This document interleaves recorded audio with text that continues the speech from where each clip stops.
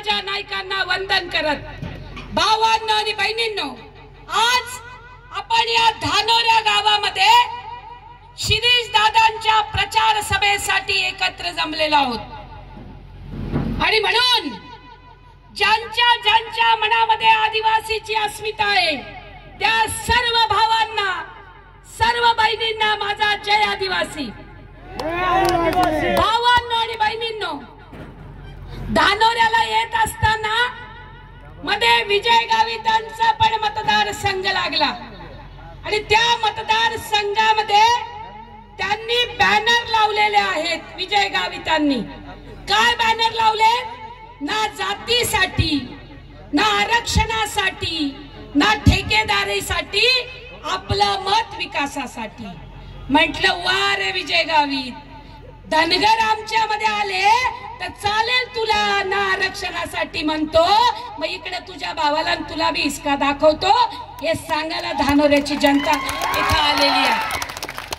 ना जातीसाठी आमचे पोरं आश्रम शाळेमध्ये मरतात, आमच्या बायांना रोजगारासाठी गुजरात मध्ये जावं लागतं, आणि तरी तू म्हणत असशील की न जातीसाठी, तर 30 वर्ष तुला सत्ता देऊन आम्ही चूक केली आहे सांगायला आज धानोऱ्याची जनता इथे जमलेली आहे। आणि तो शरद गावित पेला घेऊन उभा आहे। मला आठवतं 1995 मध्ये एसटीचा हेल्पर होता। एसटीचा हेल्पर माणूस डायरेक्ट एवढी संपत्ती गोळा झाली, मला जरा प्रश्न पडला, दुसरी कोणतीच नोकरी करायची नाही, एसटीचा हेल्पर व्हायचं आणि फॉर्च्यून गाडी उडवायची, इतका पैसा कुठून आला जरा विचारलं पाहिजे आपण। आणि म्हणून इथे येऊन सांगतोय म्हणे मी हे दिलं ते दिलं। अरे बाबा, एवढ्या योजना दिल्या म्हणून मी जरा नवापूरच्या गावांमध्ये घुसली, म्हणजे चला बघू काय काय दिलं। त्याची साडी पाहिली, बोई आपू दियाल साडी लुगडो घेतला, साडी पाहिली, अरे त्याच्यामधून मच्छर भी थांबणार नाही अशी साडी देतो, मासे धरायला गेलो तर जिऱ्या भी निघून जातील अशी साडी देतो। लाज वाटली पाहिजे तुला। आणि तू म्हणतो मी डोगरे देतो, काय मोडी देती, काय गाय देती, म्हैस देती। मला अजून पण माहिती आहे, मी तुम्हाला परत एकदा सांगे, अक्कलकुयामध्ये यांनी गाय आणि म्हशी दिल्या। मी एका होरापळी नावाच्या गावाला गेली होती, त्या गावामध्ये गाय आणि बछडं दिलं होतं त्यांनी, बछडं एका बाजूला आणि गाय दुसऱ्या बाजूला। मी त्यांना विचारले, आमच्या एका कार्यकर्त्याला म्हटलं, भाऊ अरे गाय आणि बछडं नव्या गावाला आलं तर त्या आईला चिटकेल का नाही लेकरू, ते कसं काय बाजूला जातं? म्हणे ताई तू शेतकऱ्या पोरी गी हाय का ना? म्हटलं हाय, पण जास्त काय ना मालूम, शहरमा हिकली आहे। तो म्हणे ये जी गावडी आहे ना, ये भेकड आहे, दूध काय ना देणारी, ती दुईरी आहे आणि ती पिल्लू दुसरं आहे, म्हणजे एकही तुम्हाला विकास करणार।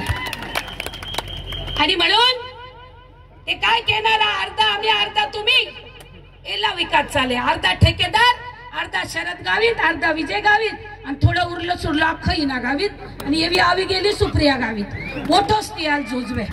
तर हे जे काही चाललेलं आहे, आणि म्हणून तिया बरोबर आहे, निशाणी काय लिहिली, पेला, पेला काय करून लिहिली, आमच्याकडे असं म्हणतात, थांब रे जरा थांब, तो येऊ दे, त्याला जरा पेल्यामध्ये उतरवतो। पेल्यामध्ये उतरवतो म्हणजे काय, त्याला मूर्ख बनवतो। अरे ही नवापूरची जनता आहे, लोकसभेमध्ये सर्वात जास्त लीड दिला 65,000चा काँग्रेसला, कारण तिला माहिती आहे ही हिना गावित मणिपूरच्या मुद्द्यावरती तिला बोलायला दिलं, नरेंद्र मोदी असा, नरेंद्र मोदी तसा।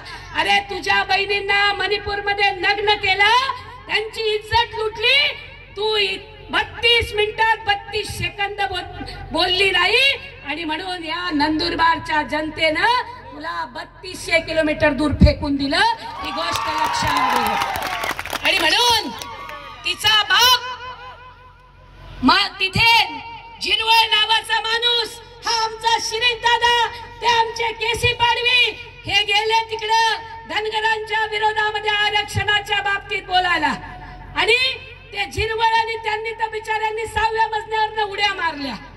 तेव्हा विजय गावितनं तोंडाला कुलूप लावलं होतं.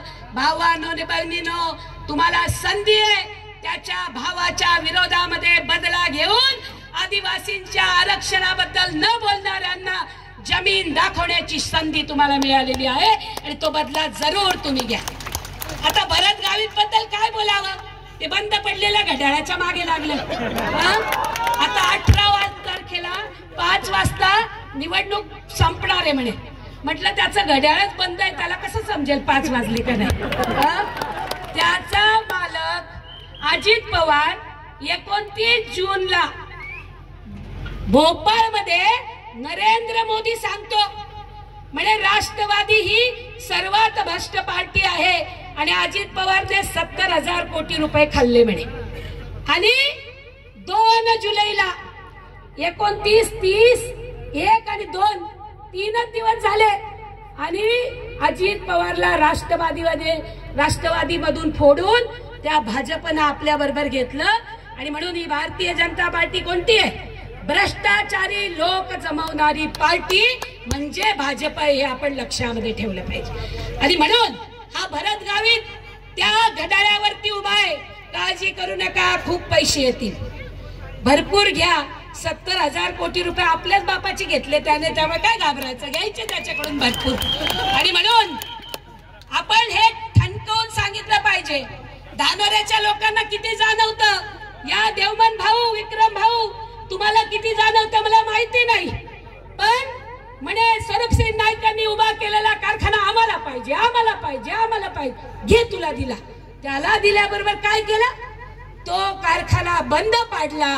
अरे तू आमचा कारखाना बंद पाडला, आमच्या उसाच्या शेतामधून आमच्या डोळ्यामध्ये पाणी आणलं, हरामखोर, तुला बदला घेतल्याशिवाय आम्ही राहणार नाही, हे सांगायला आज आम्ही ते सगळेजण एकत्र जमलेलो आहोत. आणि म्हणून एक गोष्ट आपण सगळ्यांनी लक्षामध्ये घेतली पाहिजे भावांनो आणि बहिणी, इथे काय चाललंय, आदिवासीला आदिवासी मध्ये लढवणं आणि म्हणे बटेंगे तो कटेंगे सारख्या फालतू घोषणा देणं.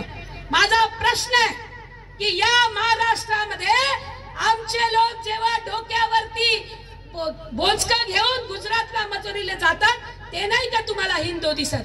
आमचे उद्धव बाळासाहेब ठाकरे म्हणतात, हो आम्ही हिंदू आहोत, पण आमचं हिंदुत्व हे जाणण्याचं आणि शेंडीचं नाही, तर इथल्या देवमोगरा मातेचं आहे, इथल्या विठ्ठलाचं आहे, इथल्या सातपुड्याचं आहे, इथल्या शेतकऱ्याचं आहे, कष्टकऱ्याचं आहे. ही गोष्ट आपण लक्षामध्ये ठेवली पाहिजे. आणि म्हणून भावांनो आणि बहिणींनो, तुम्ही डिलिस्टिंग करतात, इथल्या आदिवासींमध्ये तुकडे पाडण्याचं काम करतात आणि दुसऱ्या बाजूला आदिवासींना वनवासी म्हणतात. मी जर खरंच आदिवासीचं रक्त असेल तर आदिवासींना वनवासी म्हणणाऱ्या या पेला आणि घड्याळाला कधी मत देणार नाही. मी पंजाबरोबर राहिली गोष्ट आपण लक्षामध्ये ठेवली पाहिजे. मी अतिशय जबाबदारीने तुम्हाला सांगते आहे, झारखंडचा व्हिडिओ काढा अमित शहाचा. काय म्हणतोय झारखंड मध्ये अमित शहा? अमित शहा म्हणतोय मला समान नागरिक कायदा आणायचा आहे. अरे 400 पारचा नारा दिला संविधान बदलण्यासाठी, तो तुला आम्ही घू दिला नाही. आता समान नागरिक कायद्याचा जर तू मुद्दा आणणार असशील तर महाराष्ट्र पहिलं राज्य असेल आणि महाराष्ट्रामधला आदिवासी मूळ निवासी मालक हा पहिला असेल की जो या महाराष्ट्रामध्ये कदापिही या अमित शहाच्या भाजप आणि महायुतीला सत्तेवरती येऊ देणार नाही. हे आपल्याला ठणकावून सांगावे लागेल. तो देवेंद्र फडणवीस नावाचा माणूस देवेंद्र फडणवीस नावाचा माणूस, हे माझे तरुण पोरं इथे सगळे उभे आहेत, यांना विचारा, पेसा कायदा आणला आमचा पहिला पंतप्रधान, आमची शान पंडित जवाहरलाल नेहरूंनी 1952 मध्ये पंचसूत्री आणली आणि आदिवासींना स्वशासनाचा कायदा दिला. मुंबई दिल्लीत कोणाचंही सरकार असू दे, पण आमच्या गावात आम्ही सरकार, हा नारा पंडित जवाहरलाल नेहरूंनी 1952 मध्ये आदिवासींसाठी दिला. आणि हा देवेंद्र फडणवीस काय करतो, यानं पेसा कायद्यामध्ये भरती, कोणी ग्रामसेवक झालं असतं, कोणी शिक्षक झालं असतं, कोणी तलाठी झालं असतं, कोणी वन विभागामध्ये नोकरीला लागलं असतं. 1.25 लाख आमच्या जागा अडवून ठेवलेल्या आहेत आणि पेसा कायद्याला बदलण्याचं षडयंत्र देवेंद्र फसवणीस करतोय. अरे मी जर खरंच मूळ निवासी आदिवासीचा पोरगा असेल, वंशज असेल, तर मी या फसवणुकीला आसमान दाखवल्याशिवाय राहणार नाही. ही गोष्ट आपल्याला ठणकावून सांगावी लागेल. भावांनो आणि बहिणींनो, तुमचे 11,000 कोटी रुपये यांनी खाल्ले मागच्या 2.5 वर्षामध्ये. आणि हे विजय गावित आणि यांचे कोणी चिल्ले पिल्ले एक शब्द बोलले नाही. माझा सवाल आहे शरद गावितला, विजय गावितांना, जरा मैदानामध्ये या. हा माझा कापसाचा शेतकरी, याच्या शेतामधून कापूस घरी आला आणि तुम्ही कापसाचे भाव पडले. 22 लाख गाठी तुम्ही ऑस्ट्रेलिया आणि अमेरिकेमधून आणल्या. विजय गावित, खरंच जर तुम्हाला शेतकऱ्यांचा पुळका असता तर तुम्ही आदिवासी विकास महामंडळामधून खरेदी विक्री सुरू केली असती आणि सर्व आदिवासींना